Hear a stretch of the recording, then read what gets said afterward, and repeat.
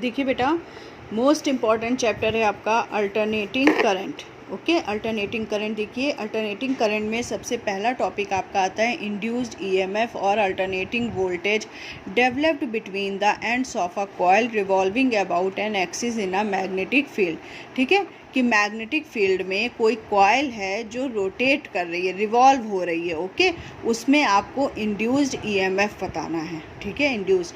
तो हमने आपको पिछले चैप्टर में पढ़ाया था कि कॉइल अगर मैग्नेटिक फील्ड में है तो वो इस तरह से रोटेट होती है, रोटेट होगी तो टॉर्क लगेगा, है ना।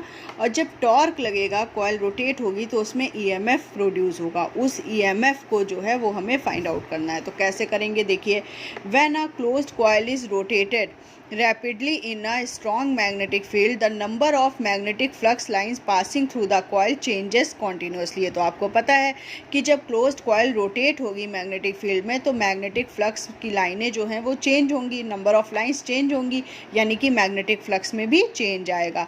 Hence an EMF is induced in the coil and a current starts flowing in it। Okay, और इस मैग्नेटिक फ्लक्स में चेंज होने के कारण उसमें एक EMF इंड्यूस्ड हो जाएगा, इलेक्ट्रोमोटिव फोर्स, और उसी इलेक्ट्रोमोटिव फोर्स जब इंड्यूस होगा तो करंट भी उसमें बहना स्टार्ट हो जाएगी। ओके, तो ये देखिए मैग्नेटिक फील्ड है, ये बी है ना, और इसमें एक कॉइल रखी हुई है ये, और कॉइल इस डायरेक्शन में क्या हो रही है, रोटेट हो रही है।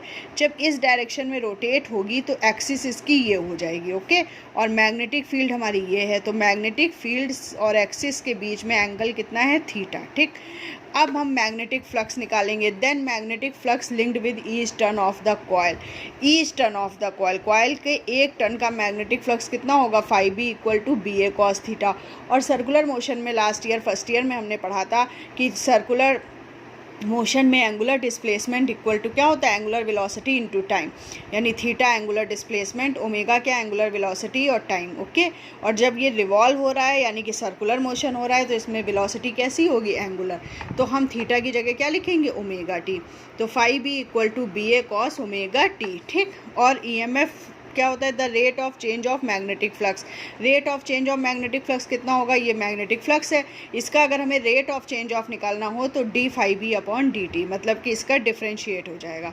तो d by d t B A cos omega t, B A हमारा बाहर आ जाएगा। ठीक है, d by d t cos omega t, cos omega t का डिफ्रेंशिएटर होता है साइन ओमेगा टी। ओके, और साइन ओमेगा टी में ओमेगा टी का फिर से होगा तो ओमेगा टी का डिफ्रेंशिएशन ओमेगा होता है। ओके, बायो वाले बच्चों को समझने में थोड़ी दिक्कत होगी बट वो लोग लर्न कर लेंगे, लेकिन ध्यान रखेंगे कि D by d T sign omega t का डिफ्रेंशिएशन होता है कॉस ओमेगा टी। ठीक, और ओमेगा टी जो है ये कांस्टेंट टर्म नहीं है, इसलिए ओमेगा टी का फिर से डिफ्रेंशिएशन होता है, तो ओमेगा टी का जब फिर से होगा तो ओमेगा रह जाएगा, टी हट जाएगा। ठीक, तो यहाँ पर देखिए कॉस ओमेगा टी का क्या होता है, माइनस साइन ओमेगा टी होता है। ओके, और माइनस बी ए बाहर आ जाएगा और ओमेगा टी का फिर से करेंगे तो omega, minus B A omega sine omega T. ठीक, अब फैराडे का फर्स्ट लॉ क्या था, हमने पिछले चैप्टर में फैराडे लॉ पढ़े थे। फैराडे का फर्स्ट लॉ था E equal to minus N d phi B upon d t, यानी E M F equal to minus N d phi B upon d t. D phi by d t की value हमने निकाल ली है, minus minus plus हो जाएगा, तो N B A omega sine omega t E, ये EMF आ जाएगा। If sine omega t equal to 1 then maximum EMF, अगर साइन ओमेगा टी की वैल्यू 1 हो जाए तो जो ईएमएफ है वो हमारा कैसा हो जाएगा, मैक्सिमम, और मैक्सिमम ईएमएफ को हम ई नॉट से प्रेजेंट करते हैं। ठीक, तो E naught equal to N B A omega, तो ध्यान रखिएगा कि E equal to N B A omega sine omega t होता है। ठीक है, ईएमएफ इक्वल टू, और maximum EMF E naught equal to N B A omega. Okay, अब देखिए, ये देखिए, अब देखिए now N B A omega की वैल्यू हमने कितनी निकाली है, ई नॉट।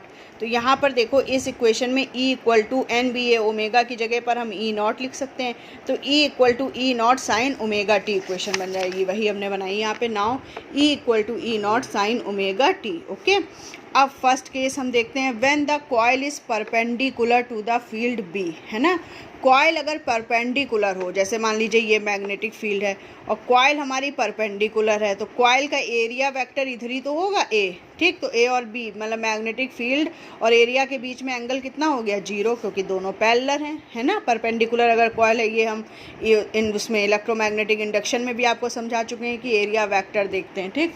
तो थीटा कितना हो जाएगा 0, ओके। थीटा 0 यानी कि ओमेगा टी की वैल्यू 0, ठीक। थीटा इक्वली तो ओमेगा टी है, तो ओमेगा टी की वैल्यू 0। तो इस इक्वेशन से E equal to E naught sine 0 यानी कि 0, है ना। तो when the coil is perpendicular to the field B then E equal to 0, okay. फिर when the coil completes 1/4 rotation, अब मान लो ये 1/4 रोटेशन घूम जाए तो ये कैसी हो जाएगी। जब ये 1/4 रोटेशन घूम जाएगा तो ये कॉइल हमारी ऐसे हो जाएगी, पहले ये ऐसे थी, 1/4 घूमी तो ये ऐसे हो गई। अब देखिए इसका एरिया वेक्टर कहाँ होगा, इधर साइड होगा, है ना, और ये बी इधर साइड है, तो इन दोनों के बीच में एंगल कितना हो गया 90 डिग्री, ठीक। थीटा कितना हो गया 90, तो E equal to E naught sine 90 E naught, है ना। साइन 90 की वैल्यू 1, तो कितना हो गया ई नॉट। मतलब कि जब थीटा 90 होता है तो इंड्यूस्ड ईएमएफ कैसा होता है, मैक्सिमम, ओके।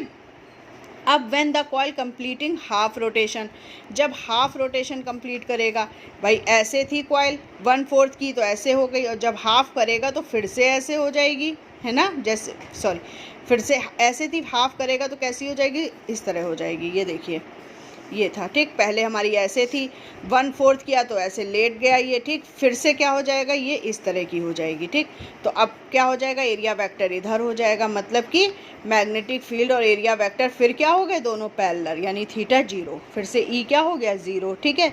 फिर उसके बाद जब 1 रोटेशन कंप्लीट कर लेगी, तो 1 रोटेशन पहले हमारी ऐसे थी, ठीक है, पहले हमारी ऐसे थी, ठीक, ऐसे थी कॉइल।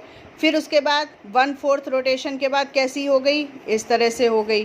फिर हाफ रोटेशन के बाद फिर से ऐसे हो गई, और फिर फुल रोटेशन के बाद क्या हो जाएगी, फिर से वो इस तरह की हो जाएगी, ठीक है।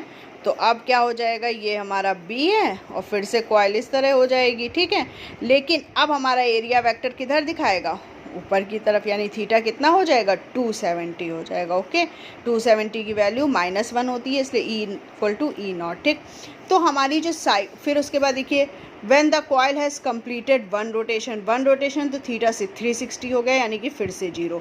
तो हमारी जो साइकिल चलेगी वो ऐसी 0 से स्टार्ट हुई है, 0 से फिर मैक्सिमम से 0, ठीक है। फिर उसके बाद माइनस में जाएगी, ये देखिए माइनस ई नॉट आ गया है, ठीक है। और फिर उसके बाद क्या हो जाएगी 0। तो ये हमारी साइकिल चलेगी, ठीक है। और यही जो है वो क्या कहलाता है, हमारा अल्टरनेटिंग करंट और अल्टरनेटिंग वोल्टेज। अब देखिए, ठीक, ये हमारा क्या हो गया ईएमएफ हमारा क्या हुआ, पहले एक बार 0 हो गया, फिर मैक्सिमम, फिर 0, फिर मैक्सिमम अपोजिट डायरेक्शन में और फिर 0, ठीक। तो ये जो चेंज हो रहा है ये क्या हो गया हमारा ईएमएफ, मतलब अल्टरनेटिंग वोल्टेज, ओके। अब alternating voltage and alternating current, we can see that from above relation 1 to 5, ये जो 1 to 5 हमने रिलेशन पढ़े हैं, इनसे आपको क्या पता चला, the voltage whose magnitude and direction change with time and attains the same magnitude and direction after a definite time interval is called an alternating voltage। कि टाइम पे वो चेंज हो रहा है, बट एक टाइम के बाद वो फिर से सेम डायरेक्शन में आ रहा है, मतलब यहाँ पर 0, फिर देखिए T/2, मतलब आधे रोटेशन के बाद फिर से वो 0 हो गया, फिर आधे के बाद फिर से 0 हो गया, ठीक। तो अल्टरनेटिंग वोल्टेज क्या हो गया, V equal to V naught sine omega T. ये क्या था, EMF E equal to E naught sine omega T, और हमने आपको बताया था EMF और वोल्टेज एक ही चीज़ है, तो इसलिए V equal to V naught sine omega T, ठीक। The current which flows through the circuit due to this alternating voltage also change continuously. इस अल्टरनेटिंग वोल्टेज के दौरान जो करंट बहती है 0 और मैक्सिमम के बीच, वो करंट क्या होती है, अल्टरनेटिंग करंट। अल्टरनेटिंग करंट की equation I equal to I naught sine omega T, okay.